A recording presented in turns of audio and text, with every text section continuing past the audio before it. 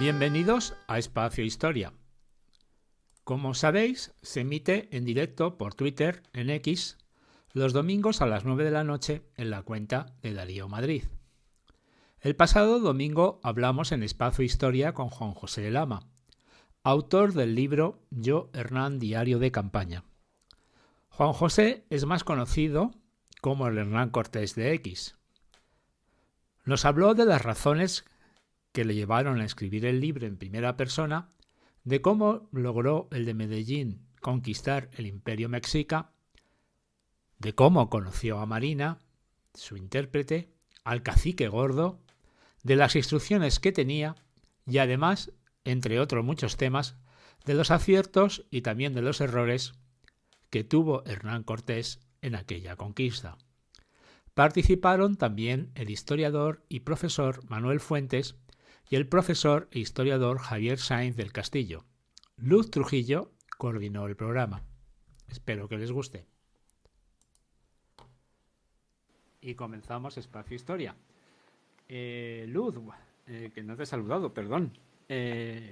Buenas tardes. Buenas tardes, Darío, la gran olvidada. Bueno, con estos dos señores. Ya os veo ya, cosas de hombres, muy bien, me parece muy bien. Comenzamos Espacio Buenas tardes, comenzamos Espacio Historia. Buenas tardes, Manuel, buenas tardes, don Hernán, Juanjo, Buenas y a tardes. todos los oyentes que tenemos hoy en la sala. Hoy venimos a hablar de un libro que se llama Yo, Hernán, Diario de Campaña, y para poner un poco en contexto a nuestros oyentes y que vean que es un libro que está escrito de una manera pues ágil, es absolutamente, no sé, te gusta, ¿no? Te envuelve, te gusta mucho la historia, os voy a poner en antecedentes y os voy a leer un párrafo del mismo. Así que ahí voy. Se me ha ocurrido preguntarle el posible negocio a Catalina durante la cena y para qué había hablado. Se ha puesto hecha una furia, que quién me creo yo, que si Alejandro Magno o Julio César o el Gran Capitán, que vivimos muy bien en la Fernandina, que hacemos buenos negocios vendiendo todo el matalotaje a estos locos aventureros en pos de sus locos sueños, que para qué queremos jugarnos todo en esta insensata aventura, que aún no le he hecho hijos, no parece que sea yo el que tenga problemas en hacerlos, dicho sea de paso, que sabe de mis devaneos con otras mujeres, que por qué quiero que me maten unos salvajes y dejarla viuda e indefensa. Me ha lanzado una mirada rabiosa y retirado a la cámara, arrojándose sobre la cama llorando sobre los cojines, envuelta en ese olor dulzón de las flores tropicales que a mí tanto me aturden. Ha quedado clarísimo que no quiere que participe en el negocio y que lo arriesgue todo. En vano le he explicado que se trata de firmar un contrato exclusivo con la corona que me autoriza a crear esta empresa privada, mira, ya era liberal, bajo ciertas condiciones que podrían hacernos más ricos aún y tal vez llevarnos a la corte, a la península, como muchos antes lo lograron después tras demostrar su valor. Que otorga carta blanca para actuar como capitán general y justicia ante las muchas cosas que me pueden acaecer que sean imprevistas. Bueno, ¿quién es Juan José Lama y por qué te haces llamar Hernán Cortés en X? ¿Quién soy yo? Buena pregunta. Bueno, soy Juanjo de Lama y soy ingeniero industrial de ICAI y pues desde el año 17 me parece que es, defiendo aquí en Twitter, porque es la idea de este libro parte de un hilo que hice en Twitter contando la conquista, y ese hilo a su vez nació de una conversación que tuve en la Feria del Libro con Lorenzo Silva, con el escritor, y estuvimos hablando de historia, de que se aproximaban bastantes efemérides en ese momento, y cuando salió la fecha de 1521, pues él dijo Villalar y a mí se me ocurrió Tenochtitlán. Cuando salí del retiro, pues conocía que en las cuentas de Twitter había un montón de personajes y gente que los representaba, ¿no? Cuentas de estas 2.0. Y vi que nadie representaba a Hernán Cortés. Entonces, en ese momento decidí que podía contar la historia, pero no solamente ir copiando trozo a trozo lo que decía él en sus escritos, sino darle otro particular punto de vista, el fusionar. Sabemos que los escritos siempre se editaron o se imprimieron o se publicaron más bien, todas a posteriori, cuando ya se conocía el resultado de los hechos, ¿no? Y que había sido pues un éxito, ¿no? Las distintas operaciones, y el reto estaba hacer un hilo en el que convirtiese todos esos relatos, los transpusiese a un tiempo real, a un tiempo presente, y entonces presentase a un Hernán Cortés en el que tenía información parcial, tenía que tomar decisiones, no conocía el terreno y no sabía de quién se tenía que fiar. Y ese hilo pues estuvo escribiendo pues a lo largo de 3 años, como si fuese un telediario. Y nada, daba mucho juego. La verdad es que daba tanto juego que podía ser, podías simultanear varias acciones con varios personajes y en varios escenarios, ¿no? El libro ha tenido que, de alguna manera, resumir o acortar ese tremendo hilo, ese esfuerzo, y convertirlo más en un diario, convertirlo en el momento en el que Hernán está viviendo las cosas, está viviendo las acciones, y tiene que tomar esas decisiones, y tiene que pues determinar si se puede fiar más de un pueblo o de otro, si puede confiar en sus hombres, que los hombres que vienen con él desde Cuba o no. Ese ha sido el reto, y sobre todo convertirlo pues en un diario, ¿no? Darle un punto de vista más personal, más íntimo, ¿no? Se ha escrito mucho sobre Hernán Cortés. Llevas mucho tiempo, efectivamente, trabajando en lo que ahora ya nace como un libro, ¿no? Que es del que estamos hablando. ¿Tú crees que este libro es diferente a todo lo que se ha escrito hasta ahora sobre el personaje de Hernán Cortés? Yo creo que es original, por lo menos. Ten en cuenta que los 3 relatos de los que bebe este libro son sus cartas de relación, que son informes, entre comillas, secretos que él dirige al emperador, o al principio es el rey, y esos informes secretos son informes oficiales, son los informes que cualquiera de nosotros escribimos a nuestro jefe, y sabemos lo que quiere oír nuestro jefe, y sabemos que queremos engrandecer nuestros éxitos y ocultar un poco nuestros errores, ¿no? Luego está el libro que escribió su confesor, Lope de Gómara, a la muerte ya de Hernán Cortés, cuando ya pues los textos que llegaban de las Indias empiezan a ser prohibidos por los Habsburgo, que empiezan a tener problemas, pues no sé si de celos o no sé por qué, pero los incluyen en las listas de los libros prohibidos de la Inquisición. Y luego tenemos la tercera fuente, que es cuando uno de estos ejemplares de Gómara cae en las manos de Bernal, pues se indigna, ¿no? Y se enfada muchísimo porque ve que es una hagiografía que escribe Gómara, todo en honor de Hernán Cortés, y él dice que las cosas no fueron exactamente como las cuenta Gómara, ¿no? Que hubo mucho esfuerzo por parte de todos los que participaban en el ejército mixto, ¿no? Y entonces decide escribir la verdadera historia, ¿no? Y este libro pues lo que hace es fusionar estas 3 fuentes y darle ese punto de vista personal, o sea, originales, por lo menos. Pues sí, efectivamente. Originales, y la verdad es que, bueno, como hemos dicho antes, la verdad es que me está encantando. Pues porque me estoy viendo de un tirón. Y bueno, la verdad, bueno, tenemos a Manuel. Y bueno, Manuel, yo ya como siempre, llevo un pequeño guión, pero bueno, le digo a Manuel que participe cuando quiera. De hecho, le voy a preguntar, ¿qué supone Hernán Cortés para la conquista de América? Una gran pregunta, pero bueno. Pues lo supone todo, en cuanto a que es la primera conquista continental vamos, seria que se lleva a cabo, ¿no? Porque hasta entonces realmente había habido intentos de asentamiento, pero siempre en busca del famoso paso, del paso que llevara hasta la especiería. Buena prueba de ello es, por ejemplo, la fundación de Panamá, o cuando posteriormente Pizarro intenta las numerosas incursiones hacia la Mar del Sur, buscando ese paso que nunca se encontraba. Y lo de Cortés rompe el paradigma por completo, porque es por fin dar con una civilización como Dios manda, una gran civilización ya asentada, con una capacidad administrativa y un poder ejercido de manera central y fuerte, y supone un cambio absoluto, porque ahora se dan cuenta de que lo que tienen enfrente no son solamente, por así decirlo, tribus que, bueno, pues antropológicamente en cuanto a civilización estaban bastante más atrasadas que los europeos, sino que se encuentran con, lo que hemos dicho, civilizaciones poderosas, fuertes, que funcionan muy a la europea en la mayoría de los casos, y que a esto se le ve un filón tremendo para asentarse la estructura ya establecida y poder dominar un amplio territorio a las usanzas de lo que ellos esperaban poder haber hecho en España, pero no tenían la posibilidad porque eran hidalgos que ya no tenían ninguna opción de reciclaje en la península. Que acabar la reconquista y esto es la Sí, conquista de se América apuntan en el césped. es un buen negocio, ¿no?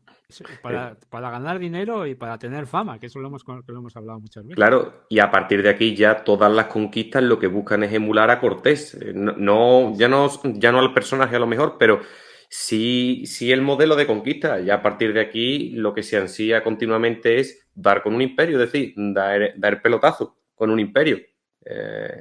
Lo que pasa es que, claro, ya no siempre hubo esa fortuna. Pizarro tuvo la suerte, por ejemplo, pero ya casi nadie más pudo tener opción a una conquista que potenciara tanto la expansión conquistadora, porque esto fue un tremendo reclamo para numerosos españoles ya asentados en el mundo caribe, y también para españoles de la península que van a acudir al reclamo de estas noticias. La verdad que lo marca completamente todo. Y luego el gobierno, el inicio de un gobierno, porque él actúa como gobernador durante un tiempo y capitán general de la Nueva España, y es el inicio de un gobierno como Dios manda en un territorio considerablemente grande. Enorme. Una de las cosas que al leerle el libro me he dado cuenta es que ya tenían noticias en Cuba de que algo existía allí, ¿verdad, Juanjo? Hernán Cortés, perdón. Grijalba. Sí, porque Grijalva es el comandante de la segunda expedición, sí. Pero antes hubo una primera de Hernández de Córdoba, que es cuando ya pues Diego Velázquez decide por su cuenta y riesgo, porque no tiene permiso todavía para hacer esas expediciones, porque no la obtiene de Diego Colón, que está en la península en su juicio de residencia, y sí lo tiene de los jerónimos que están en Santo Domingo para que inicie exploraciones, pero nunca tiene un permiso para poblar, ¿no? Eso, lo de poblar era más serio y había que ir paso a paso, ¿no? Para obtener ese permiso real. Y las dos primeras, tanto la de Hernández de Córdoba como la de Grijalva, quizá más la de Hernández de Córdoba acaba en un rotundo fracaso. Se pierden barcos, se pierde un montón de gente. Hernández de Córdoba muere en esa expedición, o al regreso a Cuba, muere de sus heridas. Y la segunda, pues no avanza mucho más sobre lo que consiguió Hernández de Córdoba, ¿no? De hecho, cuando ni siquiera había retornado la segunda expedición, que sí vuelve parte de ella, porque Grijalva se harta de Pedro de Alvarado y le ordena regresar, pues Diego Velázquez decide ya organizar la tercera. Lo que pasa es que como ya en ese momento ya no quiere jugarse sus dineros y quiere que se los juegue otros, pues está buscando a ver quién puede comandar esa tercera expedición.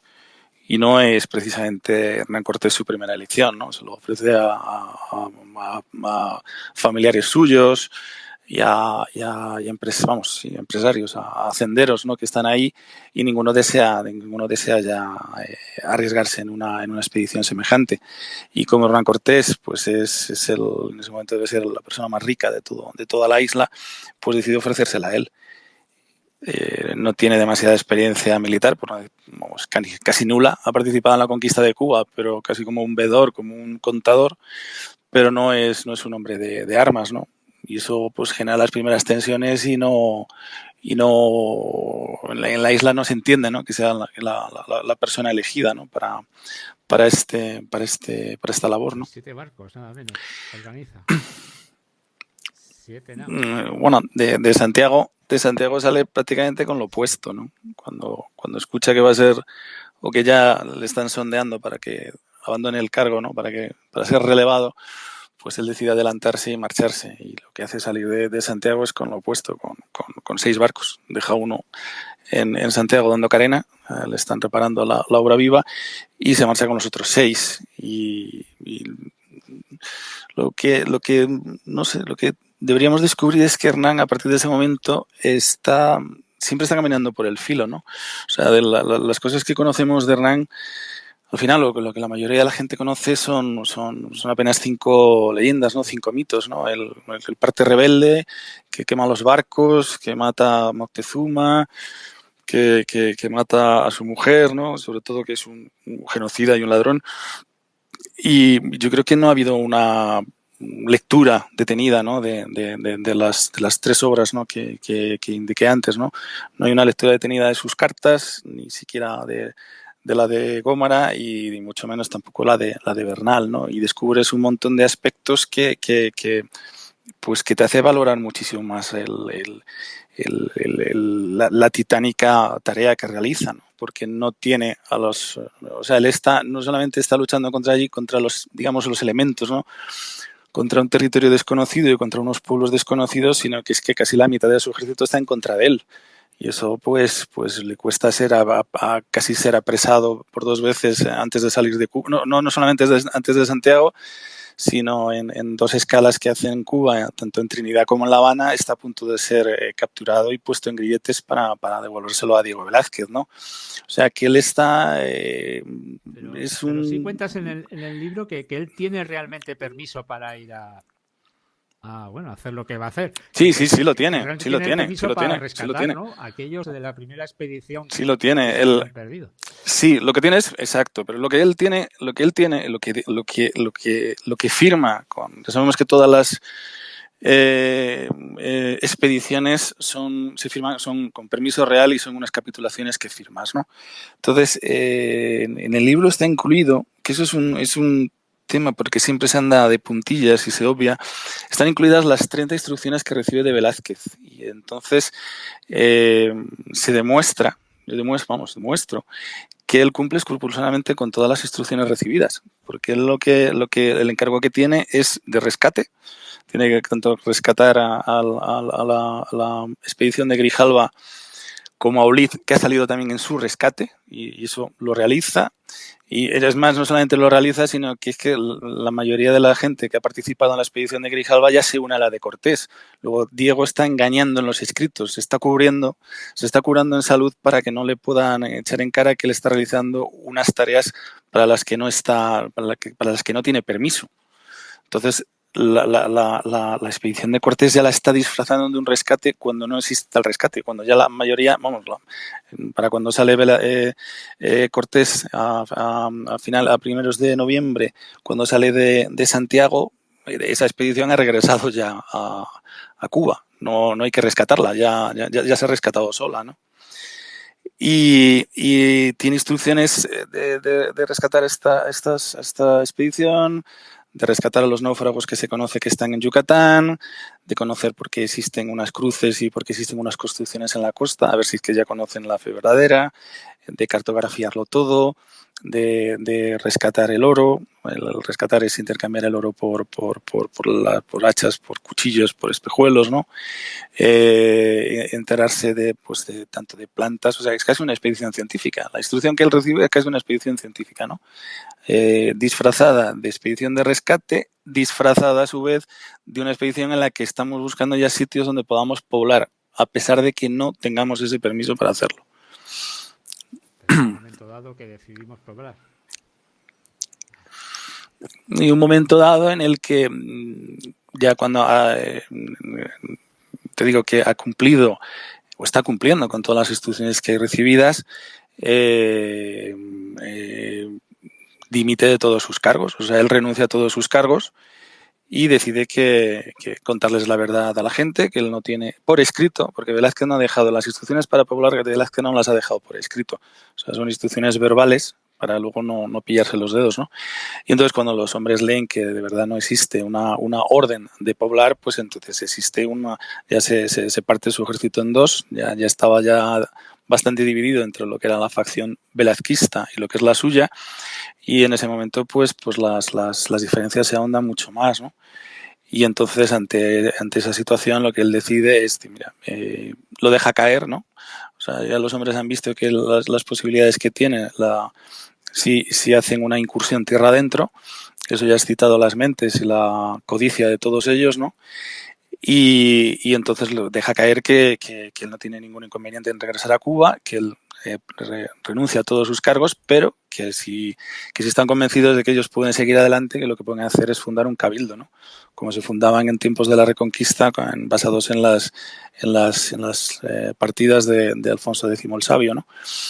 Y es lo que hace. Él se retira, se dimite de esto, de sus cargos, e inmediatamente pues la parte que está más a su favor funda ese cabildo, ¿no? Que es la Villarrica de la Veracruz, e inmediatamente pues le nombran a él como capitán general, y entonces él se acaba de librar de alguna manera de la disciplina de Diego Velázquez, sino que ya él directamente estaría a las órdenes del emperador, y entonces a Diego Velázquez eso no le sienta demasiado bien, ¿no? Manuel, ¿cómo se formaba un cabildo? ¿En qué consistía eso para nuestros queridos oyentes?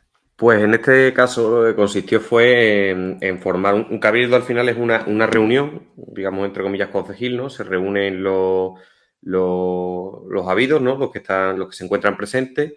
Hay una persona que da testimonio, da fe. Por norma general, a todas estas empresas solía acompañar un notario, o al menos alguien que tenía fe pública, y en torno a este cabildo, pues bueno, pues se tomaban una serie de decisiones. Hoy día todos conocemos los cabildos que siguen existiendo, por ejemplo, en las Islas Canarias. La mayoría de estas decisiones, estos son los nacimientos de los municipios, más bien dicho, ¿no? La mayoría de estas decisiones podían abarcar desde cómo fundar la ciudad, sobre qué preceptos se fundaba la ciudad, ¿no? En este caso, fundar una ciudad es tal y como ha dicho Juanjo, es romper con la autoridad que ya estaba establecida y empiezas de cero, borrón cuenta nueva.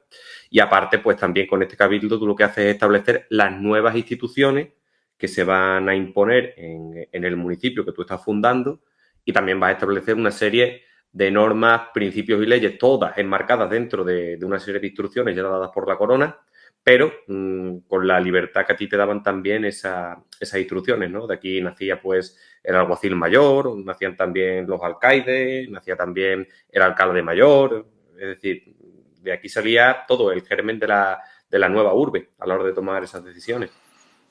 Y además tenían que celebrarse una serie de juicios en los próximos años, o sea, tenía que tener eso una forma legal, claro, porque ¿no? todo eso tenía que quedar registro posteriormente para el monarca. Todas estas campañas normalmente son acompañadas de o un tesorero real, en este caso fue Andrés de Duero, creo que Andrés de Duero llega posteriormente, no me acuerdo ahora bien, llega más tarde, pero siempre había o si no llegaba un tesorero real, siempre tenía que haber alguien con fe pública que, aparte de lo que tú escribieses, pero que diera cuenta de lo que estaba ocurriendo. Y que era montar la picota, ¿no? Eso también en ese momento, ¿no? Cuando se instala la picota. No, montar el rollo. Sería más un rollo. Es el rollo. Es un rollo donde se pues ejecutan las penas, ¿no? Donde se puede atar a un preso, ¿no? A un reo, ¿no? Que haya cometido alguna falta y se le puede azotar, ¿no? Es el rollo que todavía tenemos en muchos pueblos castellanos, ¿no? O aplicar una columna, ¿no? De piedra, vamos. Y además que este cabildo es interesante también porque es la primera vez que en México, o lo que hoy día conocemos como México, se traza la ciudad al modelo castellano, como se conoce, de una manera muy primitiva, porque tampoco que tuviesen una cantidad de medios tremendo. Podíamos imaginarnos una especie de fuertes del oeste low cost, muy low cost, pero sería ese estilo lo que fundó esta gente. Un cuadrado, ¿no? Más o menos, ¿no? Sí, o una plaza redondita donde se establecen esto en damero. Sí. Vamos, pues sería como las ciudades romanas, o sea, su cardo y su decumano, o sea, sería así, era la forma romana, vamos. Su ayuntamiento, la iglesia principal, y ya está, en torno a eso pues ya se va configurando y creciendo todo. Otro momento crucial de la historia es cuando Hernán se encuentra con Marina. Antes se han encontrado con Jerónimo de Aguilar, ¿no? Que es uno... Esos son milagros, ¿no? que es muy afortunado, ¿no? Sí. De encontrarse con estos dos personajes, ¿no? Es una de las condiciones que antes había comentado, era el rescate de los castellanos o de los cristianos que se sabía que estaban en Yucatán, ¿no? O sea, era gente que volvía pues de navegar del Darién o habían sufrido alguna tormenta en Jamaica, ¿no? Y eran arrojados ahí a las costas de Yucatán. Y se sabía que existían ahí. Entonces, la primera escala que hace, no en Yucatán, sino en la isla que está enfrente, en Cozumel, es mandar cartas, ¿no? Para esos caciques para que liberen a los cristianos. Y se conoce la existencia de dos, el Jerónimo de Aguilar, que su cacique sí acepta el rescate que le ha mandado Hernán Cortés, y entonces se incorpora a la expedición, y el de Gonzalo Guerrero, que siendo también náufrago del mismo barco, pues decide quedarse mejor en Yucatán, porque ya se ha culturizado con los mayas chontales, ¿no? Ya es capitán de ellos, y entonces está casado, tiene hijos y tal, y decide quedarse con ellos y no incorporarse de nuevo a una expedición castellana, ¿no? Más adelante, cuando ya se libre la primera batalla en la que participan los caballos en las Indias, ¿no? En América, en Zendla, pues ahí también los tabasqueños se quedan sorprendidos de que los castellanos estén sin mujeres, ¿no? En ese momento, que nadie les cocine, que nadie les lave la ropa. Esto es así, no os riáis. Y entonces lo que hacen es entregarles 20 esclavas. Entre las 20 esclavas está Marina, está Malinchín. En ese momento Cortés, cuando se la regalan, desconoce el potencial que tiene la muchacha, y es ella misma la que se presta como ayuda a la expedición. Un momento muy divertido que narras en el libro. Sí, porque están en un barco el... que llegan unos indígenas, imagínense una película de indias a la americana, que en el español sería maravilloso, pues no lo hemos hecho, y llegan unos tipos que nadie les entiende. Supuestamente Hernán Cortés tiene al lado a Jerónimo de Aguilar, que supuestamente les entendía. Jerónimo de Aguilar le dice que no entiende ni papa, y esta Marina dice, oiga, que yo les entiendo. Y es algo así, ¿no? Sí, exactamente. En ese momento ella es hija de caciques, bueno, es hija de una viuda que se ha casado con otro capitán mexica, que no desea tener a la chica, pues quiere tener un heredero, ¿no? Quiere tener un heredero varón, y lo que hacen es desprenderse de ella, y va pasando de mano en mano como esclava y termina ahí en Centla, ¿no? Y entonces sí conoce habla náhuatl, pero también habla el maya chontal, ¿no? Y entonces en ese momento pues se cierra el canal de comunicación. Ella puede hablar con los mexicas y traducirlo al maya, y Jerónimo lo traduce al maya. Ha estado 8 años como esclavo en Yucatán, y se lo traduce al español a Cortés, y entonces se cierra el ciclo. Si hoy en día, y nosotros estamos aquí hablando, la comunicación es difícil y entendemos lo que queremos entender, pues imaginaros si además ahí existe una doble traducción, pues que tiene unos conceptos que además pueden ser francamente abstractos, ¿no? Así que debió ser bastante divertido. El teléfono escacharrado, ¿no? Que en ese momento se monta entre los mexicas, ¿no? Entre los embajadores mexicas, Marina, Jerónimo, Hernán, y vuelta atrás, pues no debía ser como para fiarse mucho de las traducciones, ¿no? Sí, que hay dudas, ¿no? Por ejemplo, Alvarado le dice, a ver si esto nos están traduciendo bien. Y claro, vamos a acabar Es que exacto, Cortés es lo que el mayor activo que tiene Cortés es cómo lee a los hombres, cómo perfectamente los conoce, ¿no? Y entonces sabe perfectamente qué es lo que tiene que hacer para obtener la fidelidad de los suyos, de todos los españoles, y rápidamente, a través de Marina y de Jerónimo, empieza a entender cómo funciona también la psicología de los locales, ¿no? Y es un juego, a partir de ese momento, cuando empieza a entender la situación política, ¿no? Que se vive ahí en Mesoamérica, en el Valle del Anáhuac.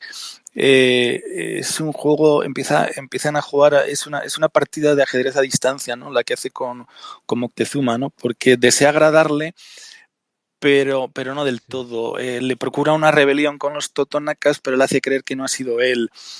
Moctezuma también le procura varias trampas, pero le está diciendo que él no es. O sea, están jugando, ¿no? Es una partida que están jugando a distancia, ¿no? Hasta que ya pues la obcecación, ¿no? de Hernán Cortés, pues llegar a la capital, pues les hace encontrarse, ¿no? Ahí en la calzada, ¿no? También narras Pero el primer momento, bueno, narras como Alvarado sale a buscar comida y se encuentra con unos templos llenos de torsos de hombres y muchachos sin brazos o piernas que parecen que deben llevárselos para comérselos, que no hay otra explicación. Y me imagino ese momento. Yo ya tenía noticias de ello, porque yo creo que ya... Sí. sí, Pero ese momento en la segunda... no, Pedro ya había visto esas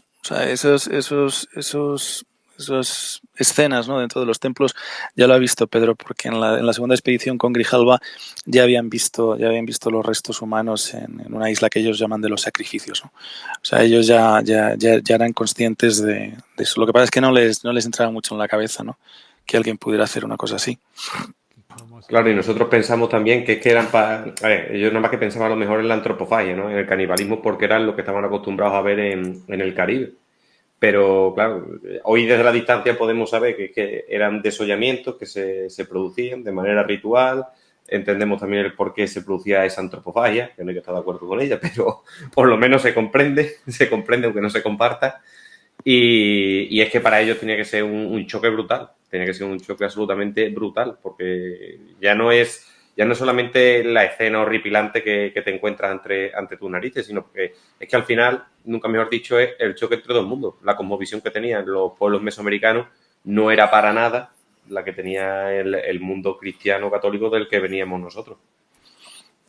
Lo que pasa es que la visión que tenían los mexicas, que aparte que ellos apenas llevaban 100 y poco años, ¿no? En México, Tenochtitlan, cuando llegan los españoles, ellos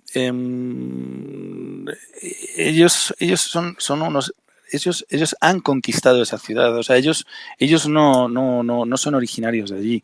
Y lo que hicieron fue también deshacerse de todos los vestigios que había anteriores, quemaron todas las historias que había y todos los libros que había antes, cambiaron la historia a su favor y entonces hasta modificaron y alteraron pues el libro del Popol Vuh, el de los mayas, en el que en ese momento los que se sacrifican por los humanos son los dioses, y estos le dan la vuelta para que sean los dioses los que tengan que recibir los sacrificios de los humanos, ¿no? Y todo esto lo montan a lo largo, pues casi lo hacen coincidir, ¿no? Con una especie de con su calendario, ¿no? Que es básicamente de tipo agrario, ¿no? En el que están las cosechas y cuando está el momento de plantarlo y tal, y que está dividido pues en estas 18 veintenas, ¿no? Más 5 días nefastos, y en los que cada uno pues está dedicado a un dios, y en los que los sacrificios pues son espantosos, o sea, son tremendos. Y esto para la mentalidad castellana de la época, o para la nuestra ahora mismo, pues es tremendo, ¿no? Ahí está el problema del presentismo, ¿no? Ahora nosotros no lo podemos entender y bueno, en aquel momento tampoco lo entendería Cortés, pero...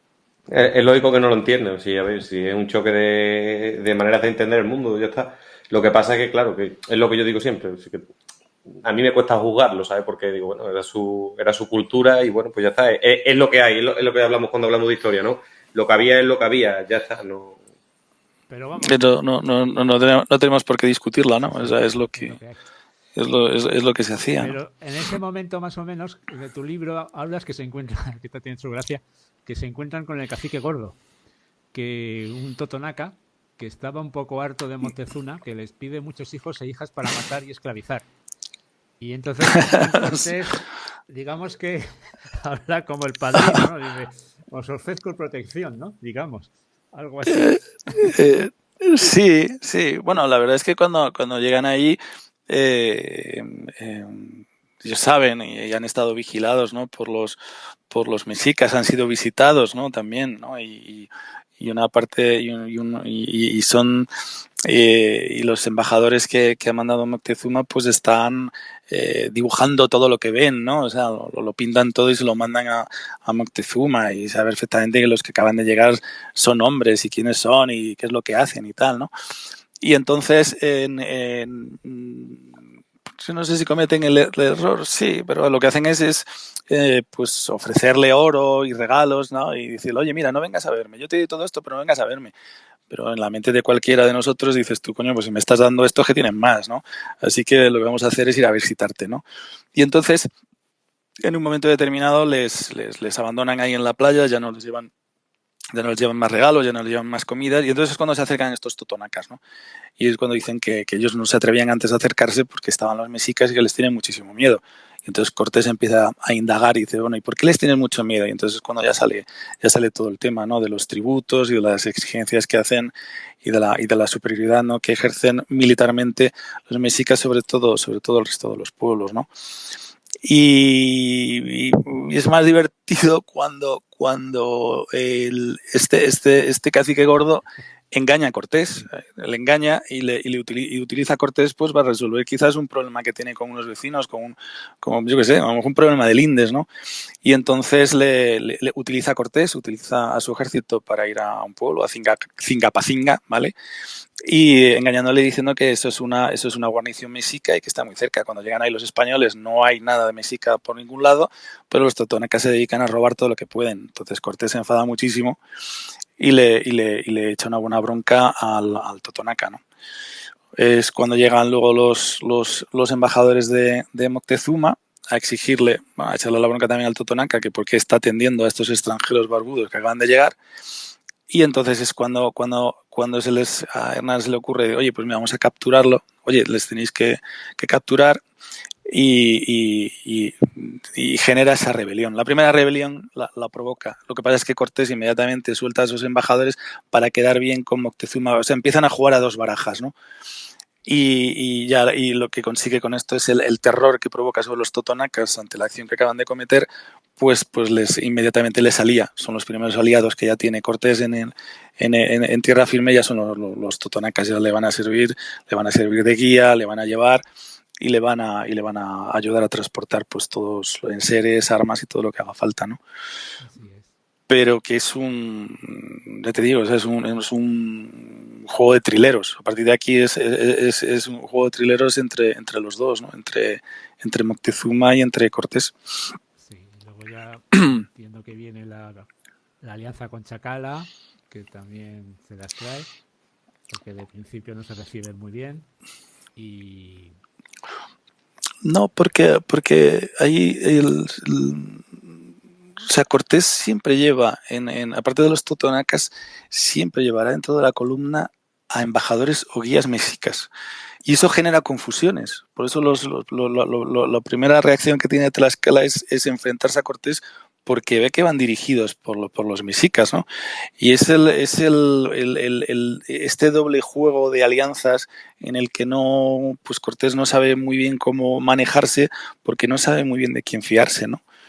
Y luego es muy divertido porque estos dos pueblos que están enfrentados, son los mexicas y los tlaxcaltecas, pues pretenden atraérselo a su lado, ¿no? Cada uno le va ofreciendo más. En el momento en que los españoles se ríen porque dicen que pues estaban casi subastándose, ¿no? ¿Quién me está pidiendo para que me, o sea, qué me estás ofreciendo para que me alíe ti, ¿no? Y bueno, pues al final el Cortés pues ve mucho más clara o más fiable la amistad con Tlaxcala, ¿no? Que luego será fundamental. Si tan fundamental han sido en ese momento los traductores, ¿no? Han sido, y milagroso su hallazgo, la fidelidad de Tlaxcala, no solamente en este momento, sino por lo menos en otros dos momentos muy cruciales de la historia más adelante, va a ser fundamental. Si Tlaxcala decide en un momento determinado dar la vuelta, o sea, darle la espalda a Hernán, ahí se acaba todo. sí, sí. Eso no nos lo adelanto. No vamos a adelantar mucho más. No vamos a adelantar mucho más. No sabemos si ganó o no ganó. Yo creo que tienen que leerse el libro. Hay muchas posibilidades de que ganara, pero los vamos a dejar. Yo creo que para los que conocen, para los que iniciados, ¿no? Vamos a decirlo así.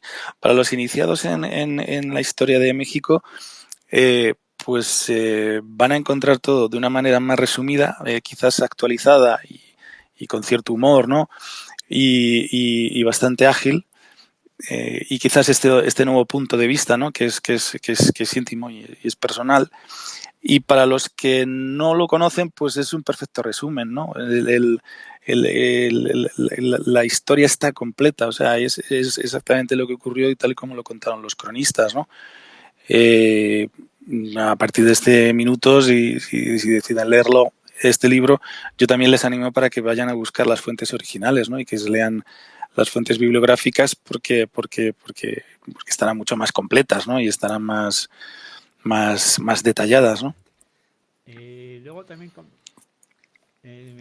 Hernán tuvo muchos aciertos, ¿no? Hernán Cortés tuvo muchos aciertos, pero también tuvo muchos errores, ¿no? ¿Cuál crees que...? Porque siempre hablamos de los aciertos, pero de los errores los dejamos un poquito...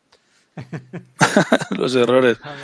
Hay muchos. A lo largo de estos 3 años hay errores muy graves. Hay errores muy graves y bueno, es afortunado porque consigue salir de ellos, pero estuvo a punto de perecer ahogado cuando los mexicas deciden romper la albarrada que divide los dos lagos, ¿no? La parte salobre y la parte dulce.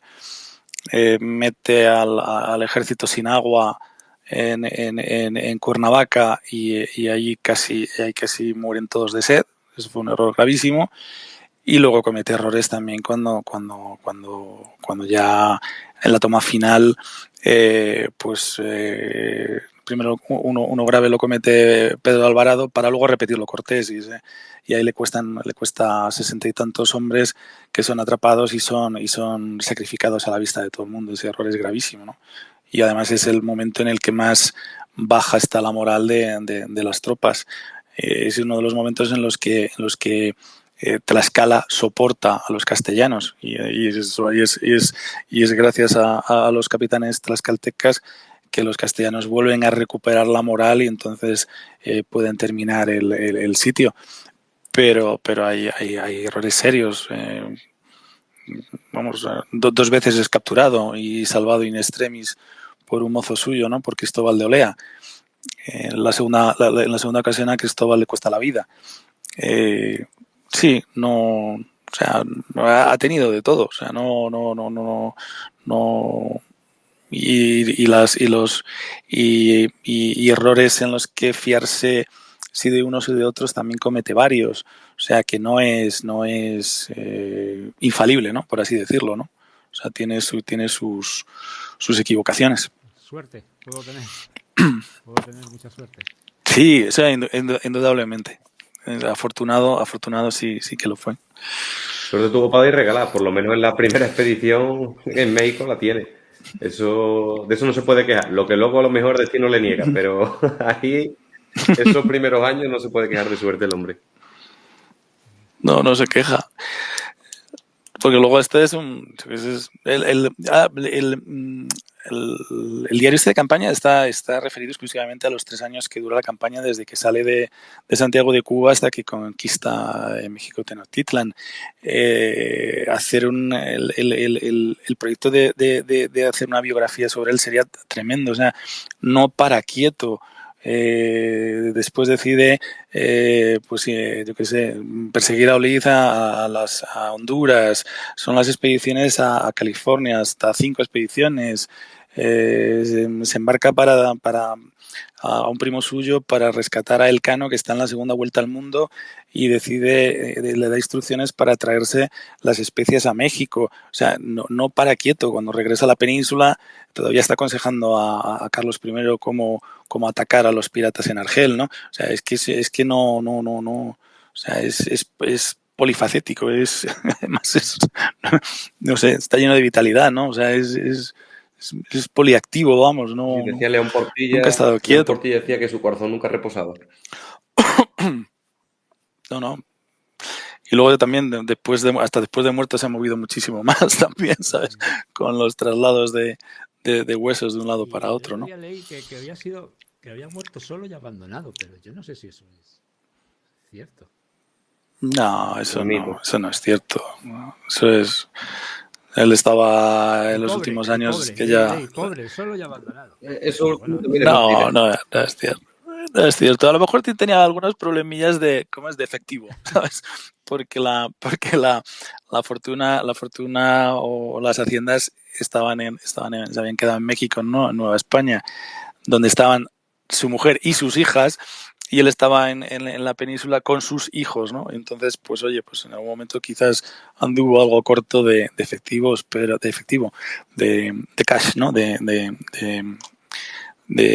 moneda, pero en ningún caso murió ni abandonado, ni pobre, ni nada por el estilo, ¿no? Mantuvo también una tertulia literaria, ¿no? En Valladolid, y hubo un momento en el que también se dedicó a escribir, o sea que no para nada, eso de que muriera pobre es un mito. ¿Por qué se lo quita el emperador de en medio, digamos? ¿Cómo? Porque eso nunca lo hemos hablado. Mira que hemos hablado de Hernán Cortés y nunca hemos hablado de por qué se lo... ¿Por qué se lo quita de en medio? Pues por la misma manera que los trastámaras se cogían ¿cómo se llama? A sus nobles de servicio, ¿no? Atiende más a las antiguas y rancias, de rancio abolengo, ¿no? Familias castellanas para organizar el nuevo imperio, y prescinde en ese momento de los aventureros, ¿no? Hasta ese momento los aventureros han sido empresas privadas, y entonces el emperador decide que no, que esto tiene que dar otro deja ya además de cambia de tratar de internacionalizarlo, porque acordaros que ha mandado o ha prestado o ha arrendado más bien por las tierras de Venezuela, ¿no? A los Wessler y a los Fugger o a los alemanes, ¿no? Para que las exploten también a su manera, y decide hacerlo de otra manera, ¿no? Más de una forma más no sé, más consecuente, ¿no? Más imperial, ¿no? Es que si yo hubiera sido monarca en aquella época lo hubiese hecho también, porque a ver, es lógico, es lógico. Es injusto para el que se le ocurra, porque es injusto para él, pero por parte de la corona es lógico, porque al final se trata de una empresa particular que sí es cierto, pero está al servicio del Estado. Y estamos en una época en la que el derecho premial era la base de todo. Si el rey te quería recompensar, te recompensaba, y si no, pues nada. Y el dejar que los conquistadores se quedaran gobernando o patrimonializando las tierras que habían conquistado era un problema, porque no sabías por dónde te podías saltar aquello en unos territorios que estaban tan alejados y que la mano del monarca nunca llegaba a hacerse realmente efectiva en América. Allí en América había un dicho súper famoso que era: se acata pero no se cumple. Y es que, claro, una cosa es llevar la autoridad real allí, pero otra cosa era hacerla efectiva. Y lo último que querían los monarcas era poner en juego cualquier posible rebelión o cualquier posible intromisión en el poder de la corona. Ya, pero tú fíjate, o sea, esa nobleza de servicio que va a utilizar Carlos y que luego utilizará también Felipe para llevar allá a los virreyes, ha hecho lo mismo durante la época de la Reconquista, ¿sabes? Durante la época de Reconquista ha utilizado sus huestes y ha utilizado sus armas para ir avanzando contra el moro, y ha recibido esas recompensas, ¿no? Y luego a lo largo de los siglos mantiene esos patrimonios, mantiene todos esos títulos y mantiene el favor real, ¿no? Y cuando llegan estos aventureros, porque al fin de cuentas no son más que aventureros, ¿no? Lo que no quieren no quieren que los incorporen a este club, ¿no? Este es un club muy exclusivo, ¿no? ¿Tú quién eres, eso es cierto, ¿no? también. ¿Tú quién eres, ¿no? Vale, has tenido mucha suerte y has conseguido todo esto, pero vamos a ver, organizarte no sabes organizarte mucho. Tú déjame a mí, porque yo llevo ya muchos siglos aconsejando a los reyes, y entonces déjame que yo haga las cosas, ¿no? Y entonces cuando les quitan las encomiendas estas, ¿no? Que dejan de ser perpetuas, ¿no? Y entonces se las quitan. Cuando al final un marquesado o un condado o un ducado, pues sí se había convertido en una encomienda perpetua, ¿verdad, Manuel? Sí, pero esos nobles, a fin de cuentas, la mayoría se habían criado en la corte con los monarcas, lo cual no quiere decir que luego sean honorables ni respetables, pero los monarcas lo conocían de primera mano y es cierto que por lo menos los primeros funcionarios virreinales que se envían allí, pues son gente de acreditada reputación. Es decir, por ejemplo, Claro. Luis de Velasco, etcétera. Los Velasco, los Sí. Mendoza. Son gente que tenían ya una acreditada reputación aquí en España. Por ejemplo, Mendoza tenía ya bastante trasiego en el Reino de Granada. Pero la clave era que ellos tenían que volver, porque a narices tenían que volver y no tenían, realmente cuando iban para allá, pues bueno, iban con la autoridad real, pero no eran caudillos militares, no sé si me explico. La baza con la que les ponía por lo menos al menos nerviosa la corona es que estos señores, los conquistadores, al final eran caudillos militares, y claro, el que tiene la fuerza hace efectivo el poder. Esa era la premisa que a ellos por lo menos también les desconcertaba. Otra cosa curiosa que me contaste el otro día, Juanjo, es que Hernán Cortés se hizo muy famoso por las cartas, pero no entendí si fue en vida del emperador. O sea, porque el emperador, a él enviaba esas cartas, que en teoría eran privadas, y esas ¿Las cartas de relación? De relación, sí. Y se acabaron publicando por todas partes. Y no sé si cuando ya... Sí, es que eso es... Era muy famoso. Sí, fueron, vamos, de hecho, las cartas que le envía, estos informes secretos que le manda el emperador, secretos entre comillas, pues acaban en las imprentas, ¿no? Y se convierten en un éxito de ventas. O sea, y no sé, a mí siempre me ha llamado mucho la atención eso. O sea, cuando tú mandas unos informes secretos y acaban luego en los mercados vendiendo los libros, ¿no? O sea, no lo entendí mucho. Debieron quizá más tarde sí se dieron cuenta del error que estaban cometiendo los Habsburgo, fue cuando los prohibieron, ¿no? Y empezaron a prohibir que todos los libros que trajeran historias de las Indias y que contaran las proezas de los conquistadores, pues que quedasen prohibidos, ¿no? Y entonces eso provocó a su vez que a la muerte de Hernán, pues su confesor escribiese la conquista, ¿no? O sea, al final todo tiene su origen y su motivo, ¿no? Y lo afortunados que somos es que después pues tenemos 3 versiones, ¿no? de la misma historia y podemos cotejar una cosa con otra, ¿no? Yo os iba a contar un poco hay una motivación también que me ha traído al convertir el libro convertir el hilo del que os he estado hablando antes, llegó a tener pues 3.000 tweets, tiene más de 3.000 tweets, está por ahí todavía, me parece que se puede localizar. Y fue la existencia en ese momento que me hizo Alberto Gil Ibáñez, que le conocéis todos, también escritor y ensayista, ¿no? Para que convirtiera esto que lo convirtiera en un libro, ¿no? Y luego pues llegó la gente de Almuzara y me dio libertad, paciencia y cariño, porque me retrasé bastante en entregar el primer borrador, porque no daba con el tono que yo quería darle, ¿no? O sea, no sabía cómo hacerlo. El hilo era más divertido porque, como he dicho antes, permitía hablar por boca de distintos personajes, en distintas situaciones y en distintos escenarios, pero el libro lo quería ya centrar más en un único momento, ¿no? O sea, lo que está viviendo Cortés, ¿no? Y entonces pues tardé un poco más de la cuenta en entregarlo. La portada del libro pues se la encargué a nuestra amiga y pintora Vanessa Andrés y bueno, pues ha sido la han trasladado a la contraportada, ¿no? Ha hecho tres retratos maravillosos aquí de Hernán, de Marina y de Moctezuma y bueno, pues están en la parte de atrás y al final pues aquí en portada pues aparece la llegada, ¿no? de Ferrer Dalmau, que aprovecho también para agradecerle públicamente el préstamo que ha hecho para poderlo llevar aquí al libro, ¿no? Tengo por ahí, además del prólogo de Alberto, hay una pequeña introducción, un párrafo que también me ha escrito Esteban Mira, Manu, que tú también le conoces, o don Esteban. Ramón de Bellota. Le entrevistó el otro día, Manu, que tiene en su canal de YouTube. Sí. Una entrevista pues es posiblemente el mayor especialista que hay en España ahora mismo de la conquista, ¿no? y de los conquistadores, ¿no? Así que muy arropado, muy arropado. El libro, cuando cuando tanta gente se ha sumado aquí al proyecto y me ha prestado sus palabras y me ha prestado sus obras y tal, pues muy agradecido y muy abrumado. Y ahora, pues no sé, pues a ver cómo funciona. El libro te Me ha salido hace redondo. especial Redondo ilusión. te ha salido. La verdad Especial es que me ilusión. encanta, me lo estoy pasando muy bien.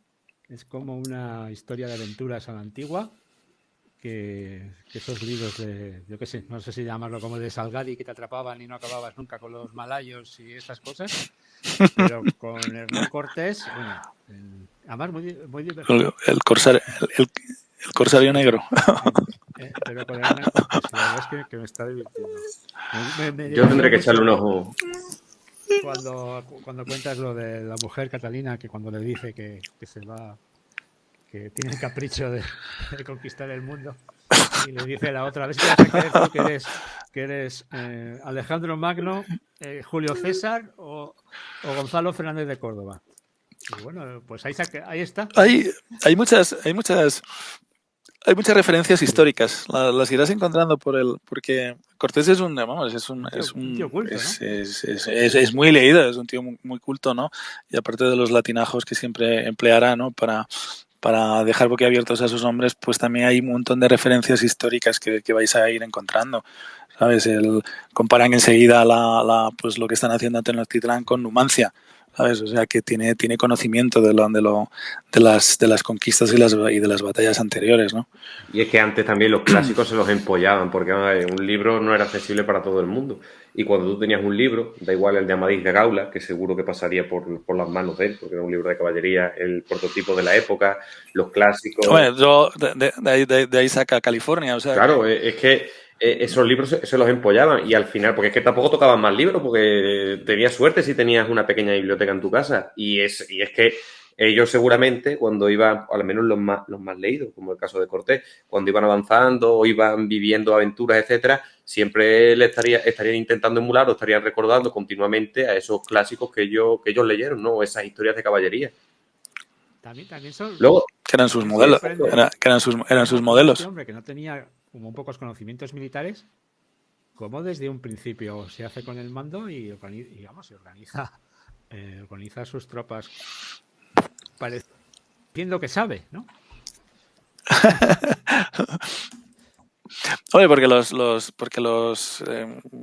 veteranos que le acompañan y que se han sumado a él, tanto los hermanos Alvarado, porque son 6 los Alvarado los que van, y como Dávila o como Montejo o Portocarrero, esos sí han tenido experiencia de combate en Cuba, o sea, sí se apoya en sus capitanes, y a él le toca aprender sobre la marcha. O sea, lo que pasa es que luego pues aprende bien, o sea que... Él contaba con la baza del carisma que tenía, porque tenía un carisma que era arrollador. Es verdad que tampoco engañabas a todo el mundo, ni a todo el mundo te llevabas de calle, porque esto es como en la vida misma, ¿no? No a todo el mundo le puedes caer bien ni todo el mundo te traga.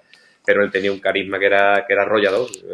Lo demostraba con las mujeres, lo demostraba en el ejército, lo demostraba en la diplomacia, lo demostró cuando llegó a la corte, en el provecho que pudo sacar, en España cuando está ante la sociedad. Es decir, él tenía un liderazgo, unas dotes de liderazgo que no se ven, por ejemplo, en otros conquistadores, y además eran unas dotes de liderazgo refinadas, que aparentaba ser más de lo que era. Para eso era bastante gitano, se me permita el dicho.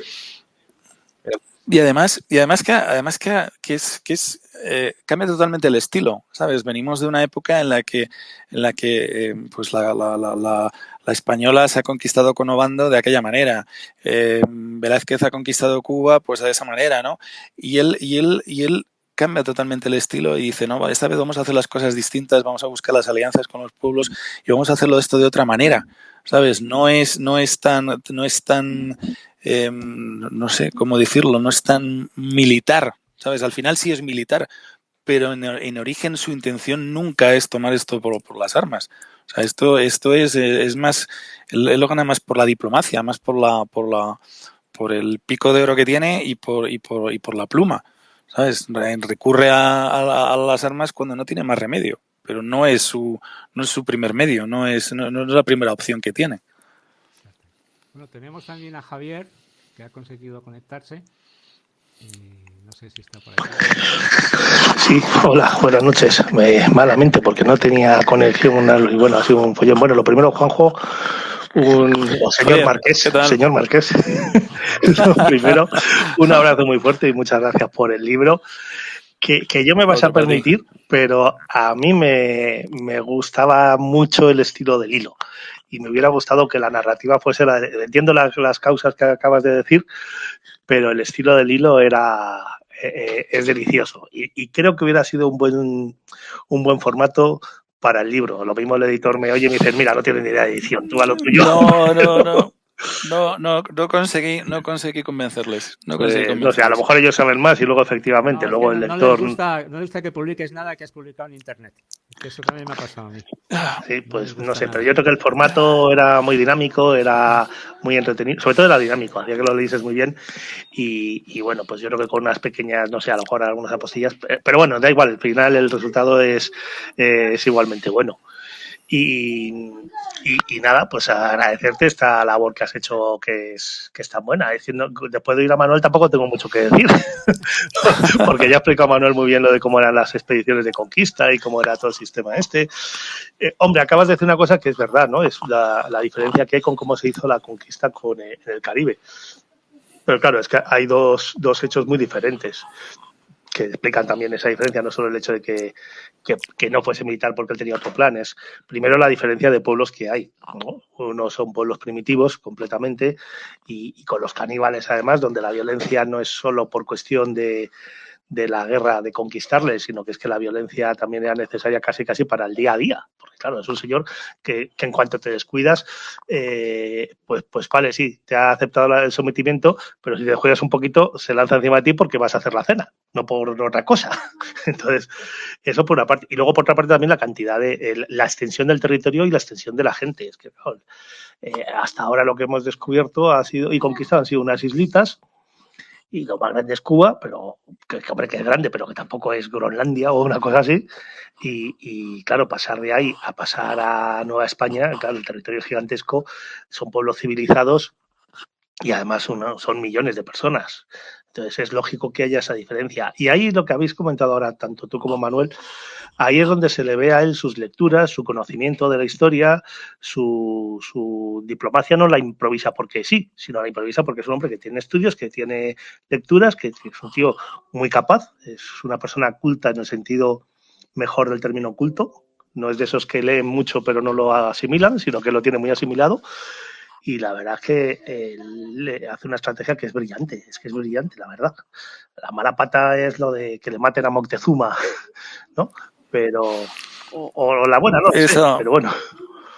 Pero... No, la mala pata es que Velázquez mande a Narváez. Bueno, eso sí. La mala pata es que sí.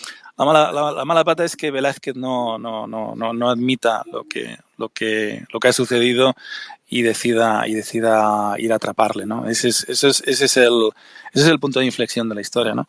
Porque hasta ese momento él ha entrado en paz, bueno, él ha tenido sus conflictos por el camino y su Cholula y sus batallas de Tlaxcala, etcétera, pero él ha entrado en paz y para cuando llega a Narváez, pues llevan 7 meses ya de convivencia pacífica en la capital, él ha tomado prácticamente el mando, Moctezuma es a todos los efectos sigue siendo el Tlatoani, pero es nominal, o sea, él es el que ya mueve los hilos y el que le descubre dónde están los recursos y de dónde obtiene dónde obtiene cada recurso el imperio, y tiene prácticamente todo ya atrapado. Moctezuma le ha ayudado a eliminar cualquier tipo de conjura contra los españoles y ya lo tiene todo organizado, ¿no? Entonces las noticias que llegan de la costa con esta nueva expedición, ¿no? Que es más bien de castigo, ¿no?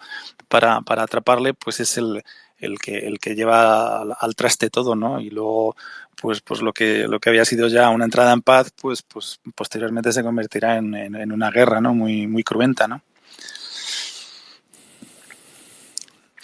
Voy a aprovechar para deciros que el libro, además tengo la fortuna de presentarlo en Medellín este próximo viernes. Y es un empeño personal mío el hacerlo además en el pueblo, ¿no? En Medellín, donde nació Hernán, y da la casualidad además que es el 8 de noviembre, que es el día precisamente cuando entró en paz en Tenochtitlan, cuando es el encuentro entre dos mundos, ¿no? Cuando Hernán y Moctezuma se miran a los ojos, ¿no? Y pues no sé, me hace mucha ilusión esta oportunidad, ¿no? Esta casualidad que ha dado los tiempos en los que los libros salen y se editan y se imprimen y tal. Pero me hace mucha ilusión hacerlo allí con todos los vecinos y hacerlo precisamente este Y con Tomás, el cronista, que es un tío que... Y he invitado al piloto, sí. La verdad que sí. Va a estar nuestro amigo Ruta de Conquistadores, que me ha dicho antes que va a Sí, estar. también. Yo intentaré acercarme, llegaré ese día de Écija. Si puedo, es que el problema es la distancia que me coge. Yo, para cuando llegue...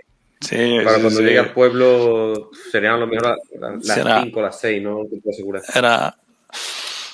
Luego, la semana siguiente, el 14, hay una presentación del libro también en Madrid. Pero la primera, la oficial, ¿no? La presentación en sociedad, pues me apetecía hacerla aquí en Medellín, y el ayuntamiento pues se ha puesto a mi disposición y bueno, pues lo vamos a hacer ahí. Me voy a acompañar también Tomás, el de Ruta Elcano, que es un viejo amigo y que hace muy bien las cosas y también tiene mucho conocimiento de esta época. Y pues no sé, pues espero que salga un acto bonito, ¿no? La verdad, espero que salga algo. El pueblo se vuelca. Medellín es un pueblo que se vuelca con esto, y da igual el alcalde, la ideología que tenga el alcalde, los alcaldes se vuelcan también con estos proyectos. También tengo que convencer a pílulas hispánicas que tengo aquí que Eso es yo que había tu momento, no le iba a pedir solo a Juanjo, oye, a lo mejor esto es un abuso por mi parte, pero ya que el ayuntamiento está tan dispuesto, si consigues que encima lo hagan por streaming, macho, pues ya sería el redondo, porque así te podríamos ver desde toda España. Lógico, lejos, pero vamos, y el ayuntamiento se apuntaría, y además el ayuntamiento se apuntaría un tanto. He intentado y le hemos hablado al menos de grabarlo, pero no lo sé, no sé con qué medios cuentan, la verdad, no tengo ni idea. ¿El de Madrid podríamos tratar de hacerlo por aquí? Porque yo tengo el de Madrid lo podemos hacer. Sí, porque el de Madrid lo puedo yo, por lo menos por podcast, lo puedo hacer. El de Madrid lo voy a hacer, me acompaña Alberto Gil Ibáñez, me va a acompañar ese día. Sí, pues ese hablamos, a ver si se puede hacer, lo retransmitimos también por aquí. Mira, se me acaba de ocurrir. A lo mejor podemos.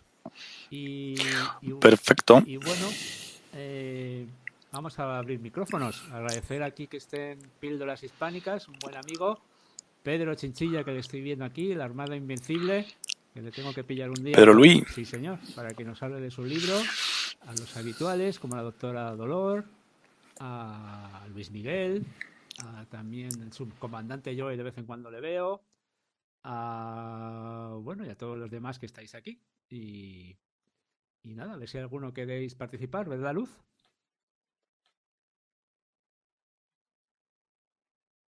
Luz, ¿nos escuchas? Parece que se ha caído.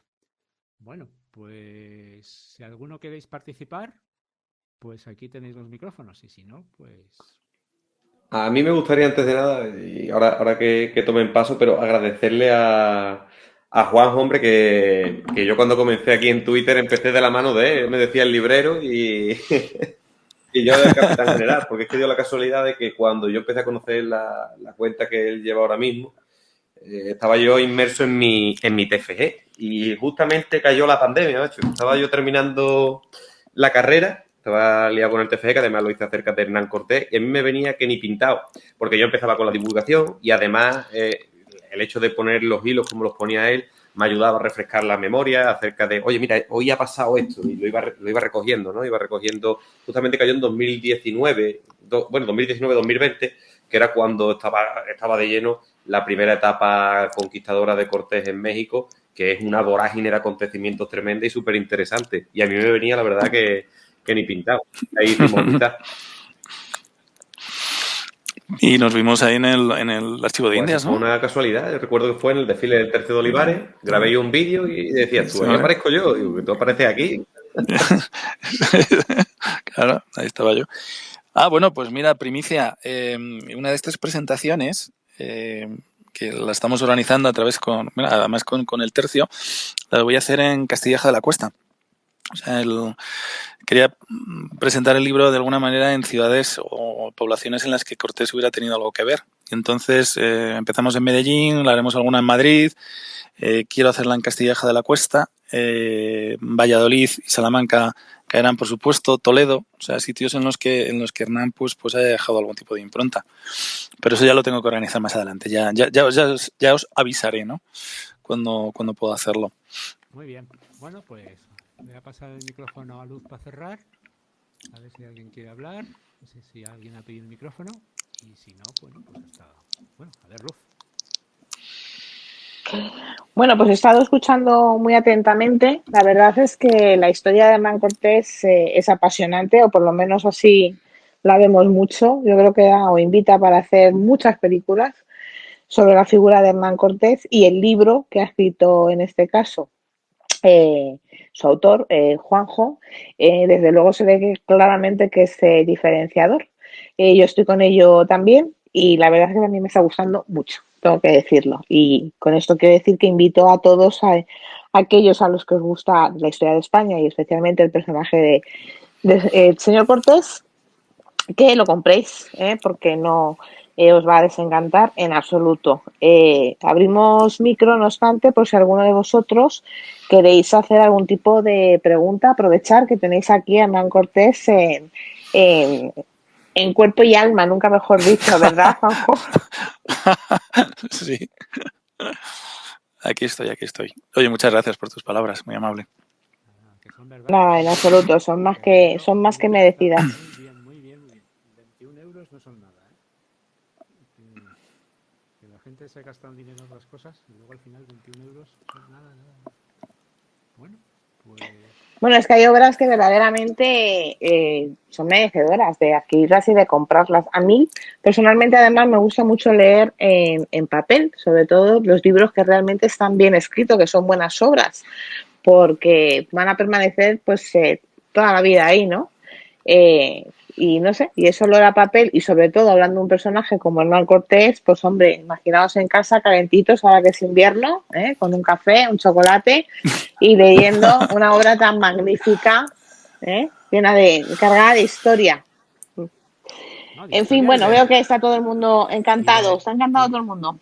Y de anécdotas que son muy curiosas, porque es que la historia es realmente, o sea, no es un coñazo de historia, como yo creo que la gente piensa.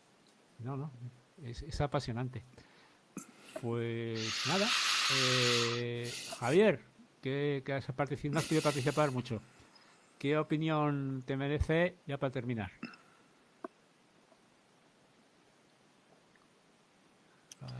Bueno, Javier, ya sabemos que le tenemos ahí perdido.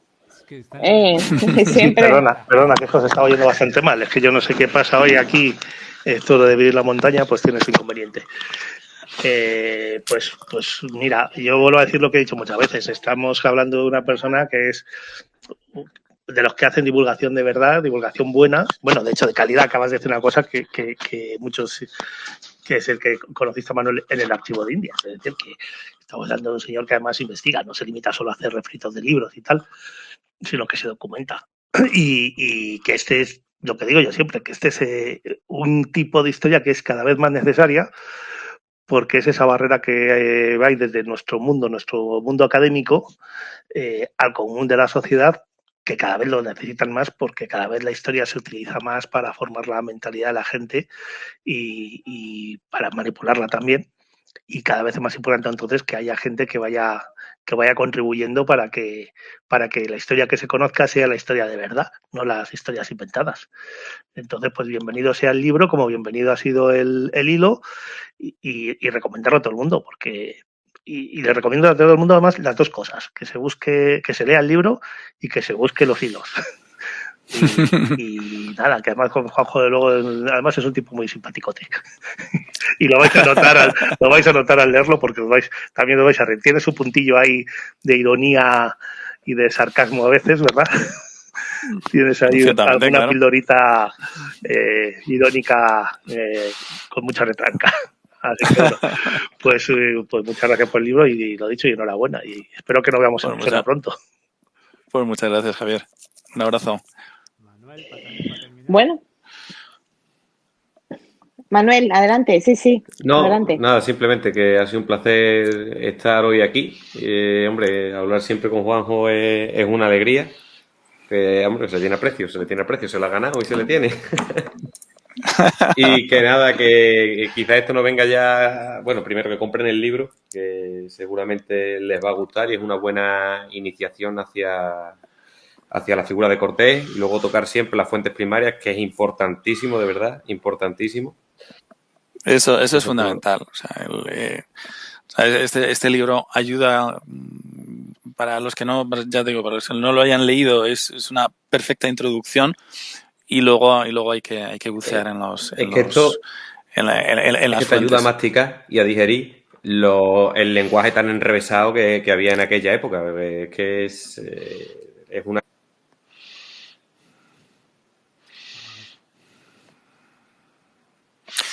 Que viva el rey. Viva el rey. Qué cantidad de gente tenemos rara. Bueno, ¿qué te iba a decir? Una cosa, para antes de terminar.